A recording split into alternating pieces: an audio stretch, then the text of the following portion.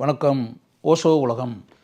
மனிதர்கள் பல வகையான மனிதர்கள் இருக்காங்க. சில மனிதர்கள் எப்படின்னா, எதையுமே வாழ்க்கையில் ஒரு பாசிட்டிவாகவே பேசுவாங்க. பாசிட்டிவாகவே பேசிக்கிட்டு இருப்பாங்க. சில பேர் எதையுமே ஒரு எதிர்மறையாகவே நெகட்டிவாகவே பேசுவாங்க. இப்போ ஒரு விஷயம், இப்போ உதாரணத்துக்கு ஒரு திரைப்படம் இருக்குன்னு வச்சுங்களேன். அந்த திரைப்படம் திரையரங்கில் அரங்கு நிறைந்த காட்சிகளாக ஓடி மக்கள் அப்படியே மிகப்பெரிய அளவில் வரவேற்பு கொடுத்து மிகப்பெரிய வெற்றி படமாக அமைஞ்சிருதுன்னு வச்சுங்களேன். அதாவது அந்த படம் வெற்றி படமாக அமைஞ்சு மக்கள் எல்லோரும் பார்த்துக்கிட்டு இருக்காங்க. அதான் உண்மை. ஒன்றுமே இல்லாமல் மக்கள் போய் பார்ப்பாங்களா? மக்களுக்கு ஏதோ பிடிச்சி போய் தானே அப்படியே திரண்டு நின்று போய் மக்கள் போய் பார்த்துருக்காங்க. இப்போ நம்ம திரைப்படங்கள் அப்படியே நம்ம திரையரங்கில் திரையிடப்பட்ட படங்கள்லாம் நம்ம பார்த்துக்கிட்டே இருக்கோம்ல.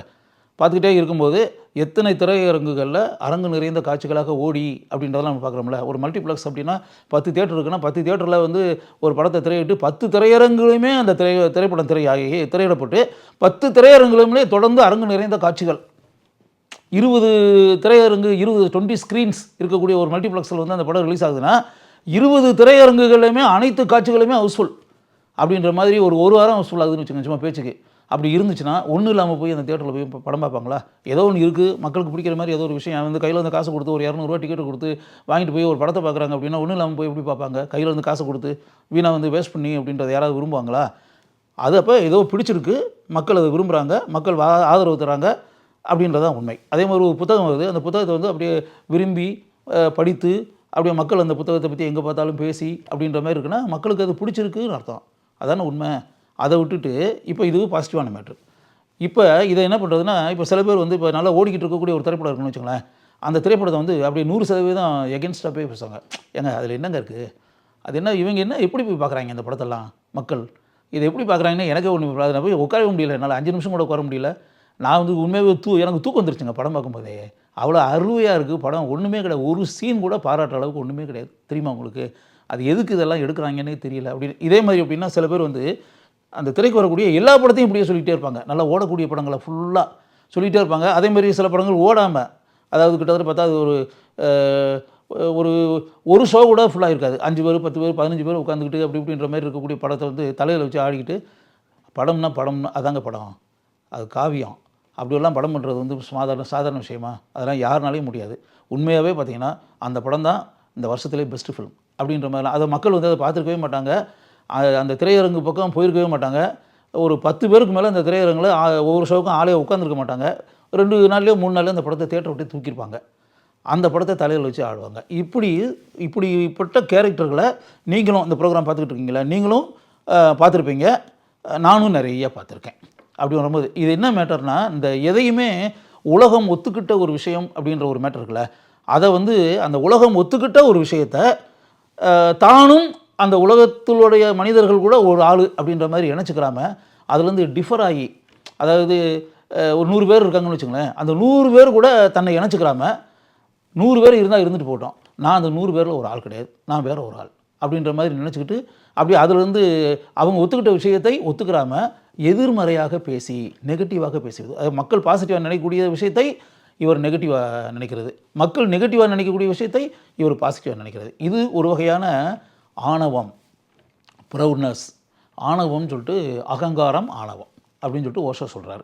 இது ஒரு வகையான அதில் அவங்களுக்கு ஒரு திருப்தி. அதாவது மற்றவங்களுக்குலாம் பிடிச்ச விஷயம் எனக்கு பிடிக்கல, மற்றவங்களுக்குலாம் பிடிக்காத விஷயம் எனக்கு பிடிச்சிருக்கு அப்படின்னு வரும்போது மற்றவங்ககிட்ட நான் வேறுபட்டவன், மாறுபட்டவன், வித்தியாசமானவன், அவங்களில் ஒரு ஆள் கிடையாது, நான் கூட்டத்தில் கோவிந்தா போடக்கூடிய ஆள் கிடையாது, நான் வேறு ஆள், அவங்கெல்லாம் முட்டாள்கள், நான் அறிவாளி, அப்படி இந்த பேட்டர்னில் நினச்சிக்கிட்டு இது ஒரு வகையான ஆணவம்.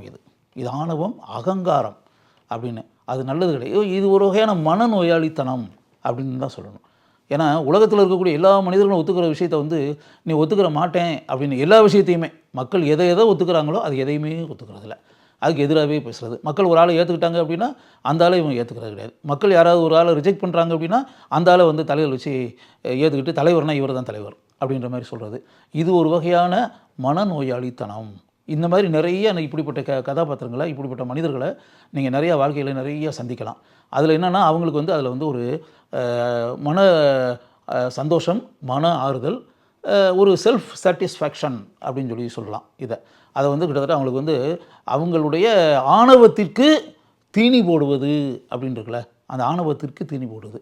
அப்போ அவங்க மற்றவங்ககிட்ட தன்னை உயர்வு அப்படின்ற மாதிரி நினச்சிக்கிறாங்க.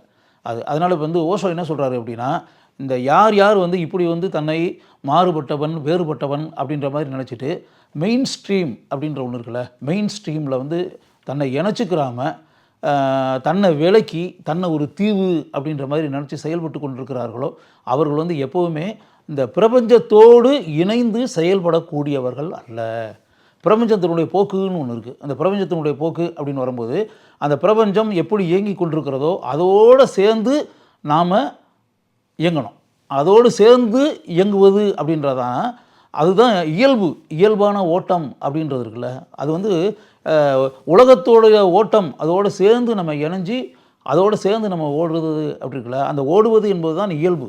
நான் ஓட மாட்டேன், பிரபஞ்சத்தோடு சேர்ந்தெல்லாம் நான் வரமாட்டேன், அது கூட சேர்ந்து நான் ட்ராவல் பண்ண மாட்டேன், பிரபஞ்சம் ட்ராவல் பண்ணட்டும், நான் வந்து அதோடு சேர்ந்து ட்ராவல் பண்ண மாட்டேன், நான் வந்து தனியாக ஒரு ட்ராவல் பண்ணி அப்படியே போய்கிட்டே இருப்பேன். அப்படி ட்ராவல் பண்ணால் அது வந்து கிட்டத்தட்ட இயற்கைக்கு எதிரானது அப்படின்றது தான் உண்மை. அதனால் வந்து எப்போவுமே வந்து அதை ஞாபகத்தில் வச்சுக்கோங்க. எப்போவுமே வந்து பாசிட்டிவாக நேர்மறையாக எந்த விஷயத்தையுமே பார்ப்பது அப்படின்றதுல அது எப்போவுமே வந்து நம்ம மனசு உடம்பு ரெண்டையும் சந்தோஷமாக வச்சுருக்கோம். எதையுமே நீங்கள் நேர்மறையாக பாருங்கள். ஒரு நல்ல விஷயம் அப்படின்றதுக்கு நல்ல விஷயமாகவே பாருங்கள். நல்ல அழகான விஷயத்தை அழகான விஷயமாகவே பாருங்கள். உயர்ந்த விஷயத்தை உயர்ந்த விஷயமாகவே பாருங்கள். உயர்ந்த நூலை வந்து உயர்ந்த நூலாகவே பாருங்கள். திறமை மிக்க மனிதனாகவே பாருங்கள். திறமை உள்ள மனிதனை திறமையற்றவன் அப்படின்னு பார்க்கக்கூடாது. நல்ல நூலை வந்து கெட்ட நூல்னு பார்க்கக்கூடாது. ஒரு அருமையான ஓவியத்தை வந்து ஓவியமே நல்லா இல்லை அப்படின்னு பார்க்கக்கூடாது. ஒரு அருமையான திரைப்படத்தை வந்து உட்கார முடியல அப்படின்லாம் பேசக்கூடாது. ஏன்னா அதெல்லாம் சிறந்தது, நல்லது, உயர்ந்தது அப்படின்னு தான் நீங்கள் மனசுக்குள்ளே நினைக்கணும். அதேமாதிரி மோசமானது, கீழ்த்தரமானது, கேவலமானது, தரமற்றது அப்படின்னு இருக்கிறத வந்து தரமற்றதை தரமானது அப்படின்னு சொல்லக்கூடாது. ஒரு கேவலமான மனிதனை உயர்ந்த மனிதன் அப்படின்னு சொல்லி நினைக்கக்கூடாது. ஒரு அதாவது சொல்கிறாருன்னா அவலட்சணம் அப்படின்றதுல அதை வந்து அழகு அப்படின்னு நினைக்கக்கூடாது.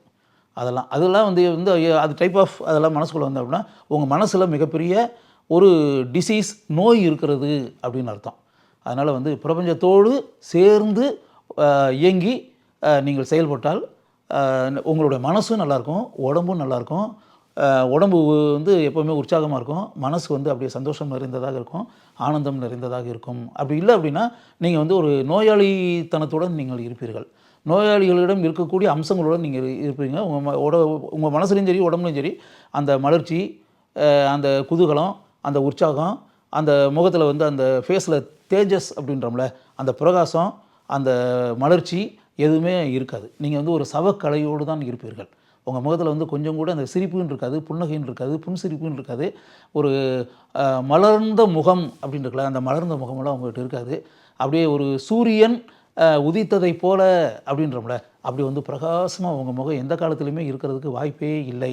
எப்போவுமே நீங்கள் வந்து அப்படியே ஒரு சவக்கலையோட அப்படியே கருண கொடூரமான ஒரு முகத்தை வச்சுட்டு அவலட்சணமான முகத்தை வைத்துக்கொண்டு அப்படியே ஒரு கவலையில் சோகத்தில் மலர்ச்சியே இல்லாமல் அப்படி தான் இருப்பீங்க. உங்களை பார்க்கும்போதே உங்கள் கூட பேசணும் பழகணும் அப்படின்ற உணர்வு யாருக்குமே உண்டாகாது. அப்படிப்பட்ட மனிதராக இருப்பது நல்லதா அப்படின்றத யோசிங்க. அந்த மனநோயாளித்தனத்துடன் இருக்கக்கூடிய மனிதனாக இல்லாமல் பிரபஞ்சத்துடன் இணைந்து உலக மக்கள் எப்படி இருக்கிறார்களோ, உலக மக்கள் எப்படி வாழ்கிறார்களோ, உலகம் எப்படி ஏற்றுக்கொள்கிறதோ, எதை ஏற்றுக்கொள்கிறதோ அதை உணர்ந்து கொண்டு அதோடு சேர்ந்து நீங்கள் செயல்பட்டீர்கள் என்றால் நீங்கள் பிரபஞ்சத்தோடு இணைந்து செயல்பட்டு உங்களுடைய வாழ்க்கையில் சந்தோஷமாக வாழ்கிறீர்கள் என்று அர்த்தம். அப்படி இல்லாமல் உங்களுக்குன்னு சொல்லி தனியாக ஒரு பாதையை போட்டு மாறுபட்டவன் வேறுபட்டவன் அப்படின்ற மாதிரி நினச்சிக்கிட்டு ஆணவ போக்குடன் நீங்கள் செயல்பட்டால் நீங்கள் உலக ஓட்டத்திலிருந்து துண்டிக்கப்பட்டு தனியான தீவாக இருப்பீர்கள். அது பயனற்றது, வீணானது. அதனால் உங்களுக்கு எந்த விதமான பயனும் இருக்கப் போவது இல்லை.